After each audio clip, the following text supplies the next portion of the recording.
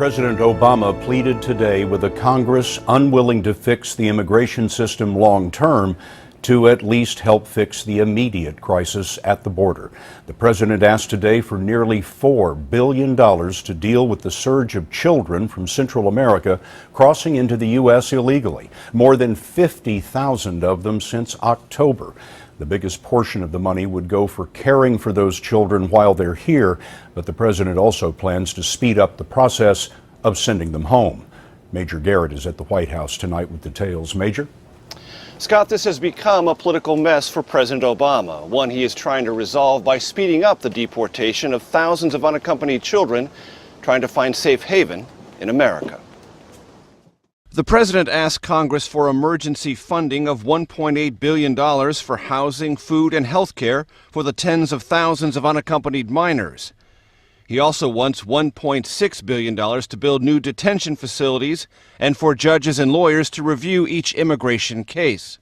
Part of Mr. Obama's dilemma is tied to an anti-sex trafficking law President Bush signed near the end of his term. It guarantees children outside of Mexico and Canada an immigration hearing. The president now wants to accelerate that process and deport the children, many of whom had a dangerous journey from Central America. The children who are fortunate enough to survive it will be taken care of while they go through the legal process, but in most cases that process will lead to them being sent back home. Obama, escucha! Immigration rights advocates have protested the president's deportation strategy. Gustavo Torres is executive director of Casa de Virginia and Casa de Maryland. What I hear from the president is that they want to be a quicker deportation machine. And I think that is totally wrong. I think that we need to treat those victims because those kids are victims of violence and poverty. We need to treat them with compassion. The president will meet with Texas Republican Governor Rick Perry in Dallas tomorrow to discuss the safe housing of immigrant children awaiting an immigration hearing. Scott, Governor Perry has accused the president of being soft on deportations and border security generally. Major, thanks very much. We have learned today that Secretary of State John Kerry is planning to intervene personally in a crisis that threatens the democracy that the U.S. fought for in Afghanistan. Abdullah Abdullah, the man who came in second in the recent presidential election, says the vote was rigged and so he may set up his own government. Margaret Brennan is at the State Department this evening with details. Margaret?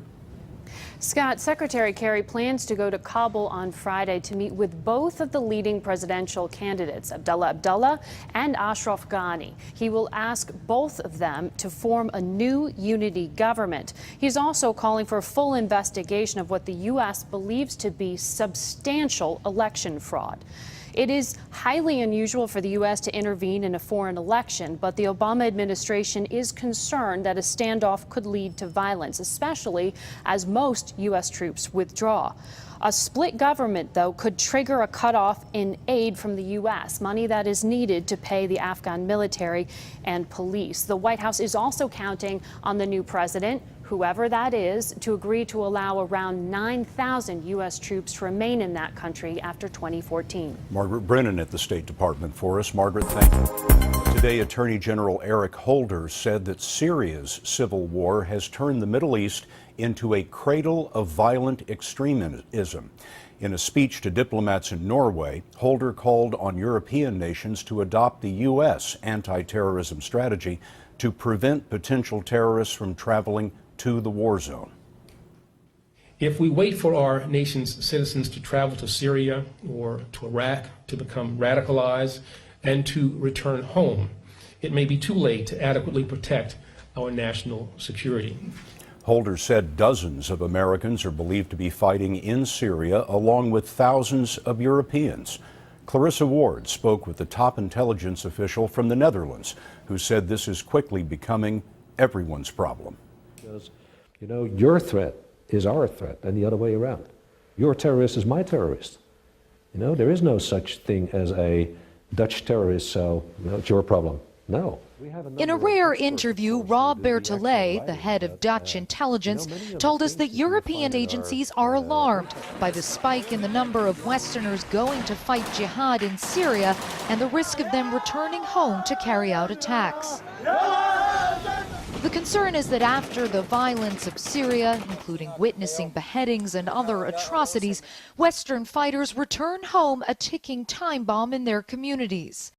And when they come back, be it battle-hardened or traumatized or a combination of those, they might become active as an attacker, as a terrorist. They could become active tomorrow, next week, but it could also take 4 or 5 years. That makes the job of monitoring the jihadis all the harder. Social media is another problem. It has changed the way they communicate and operate. They'll fly in a swarm. There's no leader there. There's nobody who has a map and says, you know, we have to go this way. Yeah. But amazingly, they all go the same way. That is what we see. So how much more difficult does that make your job? Well, you know, if you can single out a leader, then you know where to attack, where to move, where to focus your attention to. If you don't have a leader, if you have a swarm that is self-guiding and self-deciding, it's much harder to focus your attention, your efforts. Clarissa Ward's joining us from London. Clarissa, Mr. Bertolet just described these jihadis as a swarm. How difficult is it to track them these days? Well, Scott, following them once they return home is actually a lot tougher than it may sound, particularly in Europe, because, of course, Europeans can move easily and freely through many of the countries in the European Union. And it's worth pointing out as well, Scott, that most European citizens do not need a visa to travel to the U.S. So this risk certainly is not limited to Europe. Terrific interview, Clarissa. Thanks very much. Today, Washington became the second state in the nation where people can buy marijuana legally for recreational use. How was demand? Here's Adriana Diaz. 3, 2, 1! Open for business! The first grams of marijuana were sold at the Cannabis City pot store in Seattle at noon. 2 grams of OG. 65-year-old Deborah Green had been waiting online since yesterday. I can't wait to go home and smoke at my own and enjoy it. Cannabis City and many of the 6 other shops that opened today expected to sell out in hours. Supply is short because producers had not been screened by overwhelmed state investigators. 2,600 applied to become licensed growers. Fewer than 100 were approved, and they didn't start growing plants until March. I do not think that the regulation at this point is sufficient. Courtney Popp was against the legalization of recreational pot. She's with Mothers Against Drunk Driving. With recreational marijuana, we're going to see a lot of people entering the marketplace who maybe wouldn't have before. They are either not going to be familiar with how marijuana makes them feel, how it may impair their judgment for driving and other abilities. Colorado ruled out its sale of recreational pot at stores which already sold medical marijuana. But Washington State's medical marijuana dispensaries are unregulated, so the recreational pot infrastructure had to start from scratch. Distribution and supply problems here are expected to keep prices for legal marijuana at $25 a gram, about double the street price. Many store owners plan to ration what they have left because they don't expect new supplies until at least next month. Earlier, we were telling you about the crisis of illegal immigrants, particularly children, surging into the United States. But there's a lesser-known story involving the immigrants who don't survive their journey. Manuel Bojorquez picked up their trail in South Texas. Summer arrived in Brooks County, Texas, with its usual unforgiving glare. And with it has come the recovery of bodies, illegal immigrants who succumbed to 100-degree heat in the mesquite-covered ranch land. They're told that it's quick, they're told that it's easy, and it's not. Not with this weather, not with the terrain. Brooks County Chief Deputy Benny Martinez tracks immigrant deaths in this binder. This is 2014. These photographs document 37 bodies found in Brooks County so far this year, including this 19-year-old from Honduras. For every body that you do find, how many more are out there? I say at least 5. National Guard helicopters with infrared cameras can spot the illegal immigrants, but border agents can only capture so many. In Brooks County, smugglers bypass a federal checkpoint by making immigrants walk around it through private ranches. More than 300 bodies have been found in the brush since 2011. These areas are remote, but the signs of a well-worn path are all around. Water bottles, toiletries, bags, Even clothes show this is one of the stops along the way. This stop is on a 13,000-acre ranch managed by Lavoisier Durham. So how many people would stop at a place like this? 15, 20. At least once a week. Right. Well, written underneath. He installed a water station, hoping to prevent more deaths. I'm not aiding them, no. I'm just trying to save some lives. But last month, he found 2 bodies, a clear sign traffic isn't slowing down. As long as this immigration reform issue doesn't have closure to it, they're going to keep coming.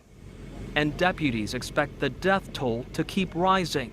They've recovered 4 bodies in the last 2 weeks, and the hottest months are still ahead. Today, the Centers for Disease Control announced a startling discovery: long-forgotten vials of smallpox, one of the deadliest and most feared diseases in history. It was thought to be wiped out, but there it was in a cardboard box in a storage room just outside Washington, D.C. The CDC and the FBI are investigating why the samples of smallpox were lying around for so many years unaccounted for. Here's what happened. On July 1st, an FDA researcher cleaning out a cold storage closet in a lab on the NIH Bethesda, Maryland campus found a number of vials appearing to date from the 1950s. Some of the vials were labeled typhus, influenza, and mumps, but the ones that piqued his interest were 6 sealed glass tubes labeled variola, the scientific word for smallpox. Smallpox was declared eradicated in 1980, and samples of the virus are only supposed to be stored in 2 places, the CDC in Atlanta and a lab in Russia. The vials were first moved to a safe location on the NIH campus. Then, late yesterday, the FBI oversaw air and ground transport of the virus to CDC headquarters. Overnight testing confirmed the presence of smallpox. It will take up to 2 weeks to determine if the smallpox virus has any ability to grow. In any case, the plan is to destroy it. A CDC spokesman told me it's a fascinating discovery for scientists, the equivalent of finding a Babe Ruth card in the attic, but he said there's no public health threat. John, thank you very much. This is the second Mexican prison that you've been in. Your mother says this one is safer. How bad was the other one? Did you fear for your life in the first prison, and do you feel safe now? Yes, I did fear for my life then. My life, I felt like it was threatened, and it was, but now I feel much safer. They got me in a cell all by myself, in an area all by myself, and the guards are friendly, and so is the prison director. So yes, I feel safe now. And your life, you felt you were not safe because of other inmates or because of the guards, or both? Both. Because from what happened to me at the border, I did not trust any government officials at that point. And then once I got here, the inmates that I was with were not the best people. They were convicted of doing some pretty bad crimes, and they were threatening me pretty profusely. And I didn't believe that the guards would help me in any way if I asked them to move cells. And if I did ask them and I was denied, I thought that that would make my situation even worse. And that's why I decided to try to escape. Explain what you mean when you talk about because of what happened to you at the border with the Border Patrol, the Mexican Border Patrol. You're suspect of, you're suspicious of Mexican guards, etc. Well, they were not dealing with me the way a human being should be dealt with. They didn't have a translator present. They didn't ask me for if I wanted a lawyer present. They didn't care about hearing me out, and they were pushing their power around to try to force me to do things that I was not comfortable doing. And like they what? weren't explaining, like signing paperwork that I didn't understand. They were threatening me that they were going to take all my possessions, my truck and my guns. And it just wasn't a very comfortable situation there. They weren't treating me like caring human beings would treat someone. So what do you expect to happen at this hearing tomorrow? What is your lawyer telling you about the chances that you could be freed and when that might happen? I think the chances are looking pretty good. Tomorrow, basically, what's going to happen is I'm going to give my statement to the judge, and then 2 of the Border Patrol officers that were supposedly there that night with me are going to give their statement as well. And hopefully the judge will see that my story is probably, maybe like 99% accurate or 100% accurate, and their stories are maybe like 15 or 20% accurate. And how's your family doing? They're doing good. They're fine. They're holding up. They're strong. What's the lesson from all of this, do you think? I would say to make sure I know where I'm going next time, look at a map. We turn now to that dramatic rescue to California Beach, all caught on camera. 2 men saving a teen who'd fallen into rough water, lost consciousness. Marina Ninen has the story. Dramatic and death-defying. Take a look as 46-year-old Gary Golding tries to grab onto a teenage boy caught up in a violent rip current, only to be swept into the sea himself. At that point, I really realized how helpless I was, and I was basically fighting for my life.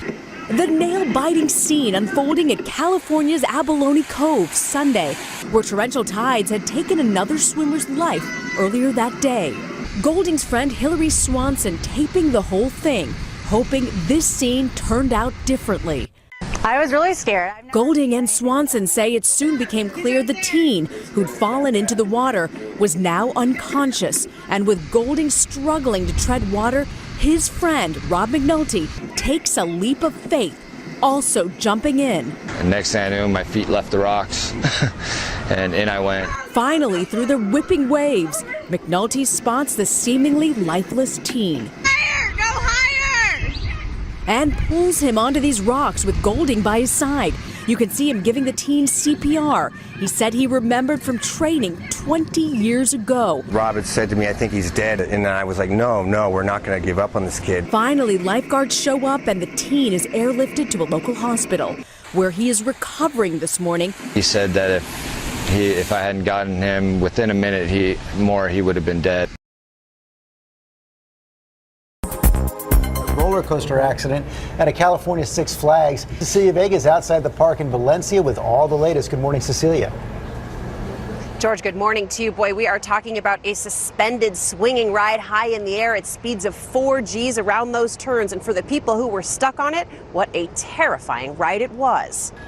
Incoming units to Match Mountain. We still have victims on the ride. Take a look. The riders were trapped for nearly 3 hours. 22 people dangling precariously. Yeah, the coaster, hanging rail cars, about 7 rail cars ranging from 20 to 30 feet off the ground. We're going to have to remove all the patients. This is going to be challenging. 4 people sent to the hospital after riding a roller coaster known as the Ninja at Six Flags Magic Mountain amusement park outside Los Angeles. Rescue workers say a tree branch fell on the tracks late Monday evening, derailing the first car and forcing it to shut down.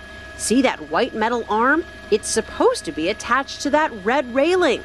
It was really scary. I was really sketched out to get on any other rides. The ride, called the Black Belt of roller coasters, normally looks like this. Its online description says, as you shoot down the snake-like steel track, you'll grip the hillsides and blast through the trees, swiftly slicing through the landscape. Ninja pivots with precision as you narrowly miss tagging land and water, whipping around at 55 miles per hour. There's obviously a lot of panic, confusion when something like this happens. It sounded like they were panicking. Yeah. Because they didn't know what to do. As day turned to night, firefighters struggled to work their way through the thick branches to lower the 22 riders to safety, lifting them off one by one from 7 cars. Late Monday, Six Flags said in a statement, "The safety of our guests and employees is our #1 priority."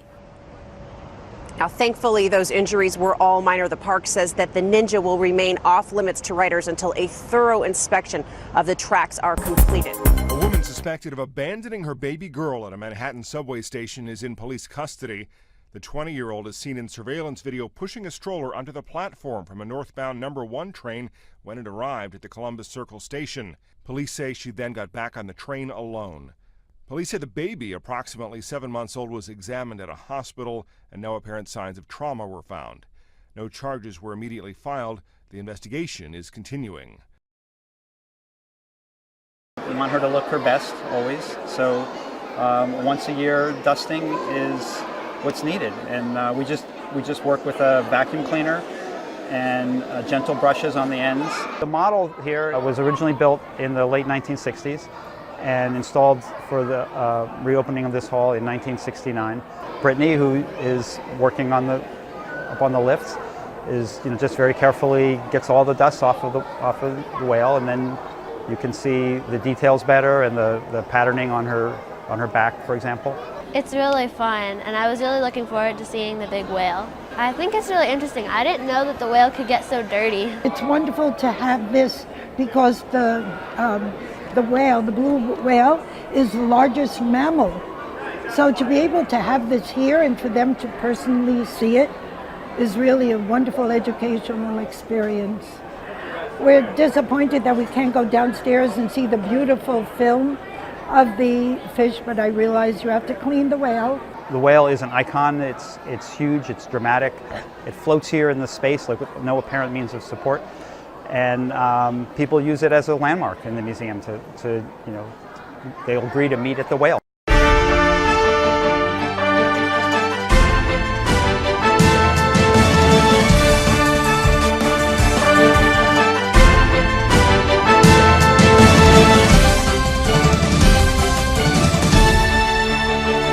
Today, Israeli warplanes hit more than 100 targets in Gaza, responding to rockets that were launched into Israel by Islamic militants. It is a battle that flares up often across decades. Gaza was created in 1948 for Palestinian Arabs after Israel's war for independence. Just 32 miles long with nearly 2 million people, it has an unemployment rate of 40%. The militant group Hamas won an election there in 2006, and it has run Gaza ever since. 19 Palestinians were killed today in the fighting, and Holly Williams is in Israel tonight. Holly? Scott, the warning sirens have been ringing out here tonight in Israel, and the Israeli military said that one rocket even hit Hadera. That's 70 miles from Gaza and the furthest into Israeli territory that the Palestinian militants have ever struck. Israel said today its new offensive is targeting terrorists, hitting sites used by Hamas, the Palestinian militant group that controls Gaza. This is the aftermath of a strike that Hamas claimed killed 4 of its members. But in Khan Yunis, in the southern Gaza Strip today, Palestinian civilians were also caught in the chaos. Officials said 7 people lost their lives, a red line Hamas warned Israel not to cross. There's been a surge in rocket attacks from Gaza following the kidnapping and murder of 3 Jewish teenagers last month. Their disappearance prompted an Israeli security crackdown and seems to have provoked the revenge killing of a Palestinian youth last week. Sirens sounded today in Tel Aviv, deep inside Israel, where the rockets were intercepted by the country's Iron Dome anti-missile system. In Sderot, just 2 miles from Gaza, rocket attacks have been a part of life for over a decade. To help relieve the tension, Rotam Timsid organised a children's party today outside the town's library, which also serves as a bomb shelter. Like many Israelis, she's given up hope of achieving peace and believes strikes in Gaza may be the only way of guaranteeing her security. It's 14 years now that we're having the rockets, so I don't know if there's anything that can change the situation.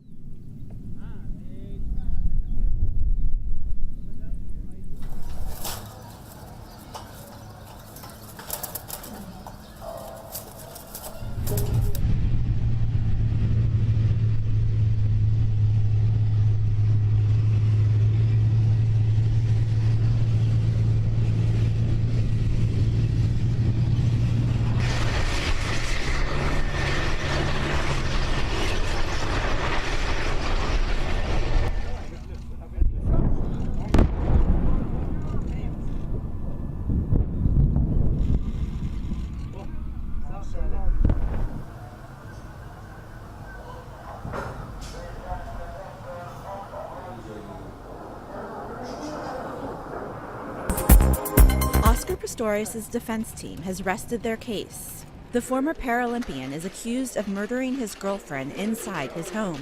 Pistorius says he mistakenly killed her, thinking she was an intruder. Yet prosecutors say he shot her to death following an argument. Riva Steenkamp's mother was in court on Tuesday as the defense closed its case.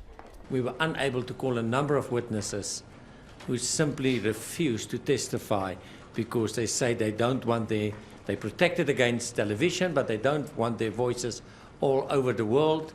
We had to take a decision. There's nothing that we can do about it.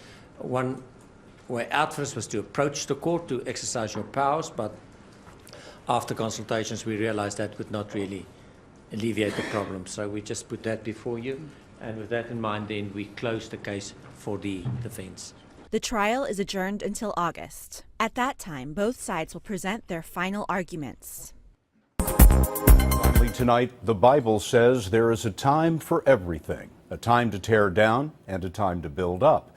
For America's second biggest cathedral, Chip Reed tells us it has been a time for building up what nature tore down. Washington National Cathedral towers over the nation's capital like a mighty fortress. But when an earthquake shook Washington nearly 3 years ago, it was clear that this is also a delicate work of art. Tons of stone came crashing down, and dozens of pinnacles and gargoyles shifted and twisted. And it was like getting socked in the stomach. Stone carvers Andy Yule and Sean Callahan have worked on the cathedral for more than 20 years. I thought it was done. We're done. And now here I am repairing sometimes my own work. It took 2.5 years to assess the damage and develop a plan to fix it. Only now are they beginning phase 1, which includes repairing the ceiling. Head stonemason Joe Alonzo took us on a climbing tour. How high are we right now? We're just about 100 feet off of the main floor right now. Wow. When the earthquake happened, what happened up here in the ceiling of the cathedral? The ceiling rattled. I mean, the entire cathedral shook, but the ceiling definitely rattled. We saw the results all around us. All along in here, that big joint, the cracking that you see, that's definitely earthquake damage. We also got a rare look at artwork that hasn't been seen this close up in decades. Everything from Moses holding the 10 Commandments to a man coveting his neighbor's wife. Incredibly detailed carving everywhere you look. This is one of my favorite, the Egyptian stone carver. Look at him carving the Sphinx. Isn't that neat?